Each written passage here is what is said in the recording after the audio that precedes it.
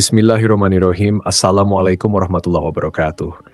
Syukur Alhamdulillah kita bisa berjumpa lagi di channel ini. Shalawat dan salam selalu dan tetap tercurahkan kepada junjungan kita, Nabi besar Muhammad sallallahu alaihi wasallam. Allahumma sholli ala Sayyidina Muhammad wa ala ali Sayyidina Muhammad.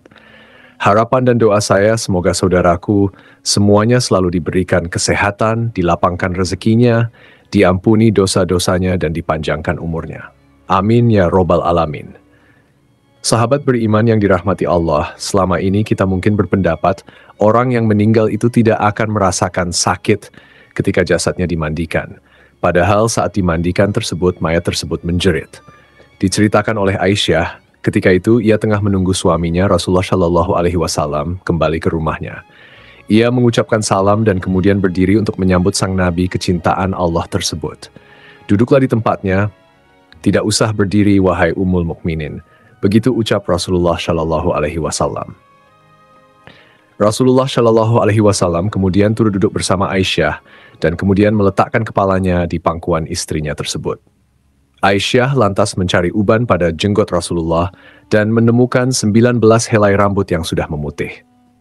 Aisyah kemudian berpikir dalam hatinya, sesungguhnya baginda akan meninggalkan dunia ini sebelum aku, sehingga aku akan menjadi umat yang ditinggalkan oleh nabinya. Maka ia pun menangis, sehingga mengalir air matanya jatuh menitis pada wajah baginda. Rasulullah sadar terkena tetesan air mata istrinya. Rasulullah pun kemudian terbangun dari tidurnya. Wahai Ummul Mukminin, apa yang membuatmu menangis, tutur Rasulullah. Aisyah kemudian menceritakan apa yang ia rasakan setelah melihat uban Rasulullah Shallallahu Alaihi Wasallam. Tahukah kamu kondisi apakah yang paling menyusahkan bagi si mayit? Kata Rasulullah Shallallahu Alaihi Wasallam. Tidak ada kondisi yang paling menyusahkan atas diri mayit selain saat keluar dari rumahnya. Anak-anak yang ditinggalkan berada di belakangnya dan menangisinya, kata Rasulullah. Itu memang menyakitkan, tapi masih ada lagi yang lebih pedih dari itu, sahut Rasulullah Shallallahu Alaihi Wasallam. Tidak ada kondisi yang lebih berat atas diri mayit selain saat dia dimasukkan dalam liang lahat dan dikubur di bawah tanah. Para keluarga, anak, dan istrinya meninggalkannya pulang. Setelah itu datanglah malaikat Munkar dan Nakir dalam kuburnya, ujar Aisyah. Baginda kemudian tersenyum simpul mendengar jawaban istrinya ini. Beliau lantas menjelaskan bahwa sesungguhnya saat yang paling beragi mayit adalah ketika datangnya tukang memandikan mayit. Pemandi jenazah biasanya akan melepaskan cincin yang dipakai si mayit, melepaskan pakaiannya, kemudian memandikannya. Saat itu roh akan menjerit keras dan suaranya dapat didengar oleh seluruh makhluk, kecuali jin dan manusia. Apa yang diserukan oleh roh itu ya Rasulullah? Tanya Aisyah.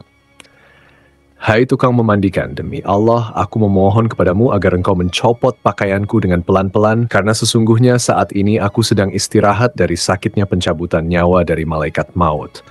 Begitu ungkap Rasulullah Shallallahu Alaihi Wasallam.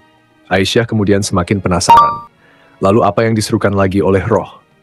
Tukang memandikan, demi Allah, jangan engkau tuangkan air panas. Jangan engkau pun akan air panas dan jangan pula air dingin. Sesungguhnya jasadku telah terbakar karena dicabutnya nyawaku, jawab Rasulullah. Lalu ketika dimandikan, apa yang diserukan oleh roh itu, tanya Aisyah lagi.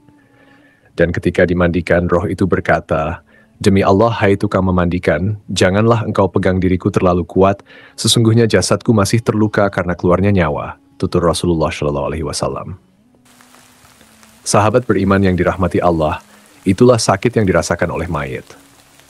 Tentu kita sudah tahu bahwa saat pencabutannya nyawa itu rasanya begitu menyakitkan. Dan bahkan Rasulullah Shallallahu Alaihi Wasallam pun merasakan hal yang sama. Dan bekasnya masih terasa hingga saat dimandikan.